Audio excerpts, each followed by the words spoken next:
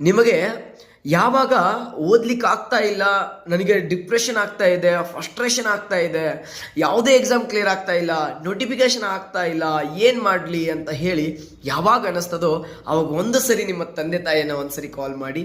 ಬೇರೆ ಯಾರಿಗೋ ಕಾಲ್ ಮಾಡೋದ್ರಿಂದ ಅಥವಾ ಯಾರ್ದೋ ಕಾಲ್ ಬಂದಿಲ್ಲ ಅಂತ ಹೇಳಿ ನೀವು ಇಷ್ಟು ಬೇಜಾರಾಗ್ತಕ್ಕಂಥ ಅವಶ್ಯಕತೆ ಏನೂ ಇಲ್ಲ. ಯಾಕಂದರೆ ನಮ್ಮ ತಂದೆ ತಾಯಿ ಭಾಳ ನಂಬಿಕೆಯನ್ನು ಇಟ್ಟು ಭರವಸೆಯನ್ನು ಇಟ್ಟು ಕಾಯ್ತಿರ್ತಾರೆ. ಎಲ್ಲರ ಮುಂದೆ ಹೇಳ್ತಿರ್ತಾರೆ, ಈ ಸರಿ ನನ್ನ ಮಗ ಒಂದು ದೊಡ್ಡ ಹುದ್ದೆಗೆ ಹೋಗ್ತಾನೆ, ಈ ಸರಿ ನನ್ನ ಮಗಳು ಏನೋ ಒಂದು ಮಾಡಿ ಬರ್ತಾಳೆ ಅಂತಕ್ಕಂತಹ ಆ ಒಂದು ಭರವಸೆಯನ್ನು ಇಟ್ಟು ಅವ್ರು ಕಾಯ್ತಿರ್ತಾರೆ.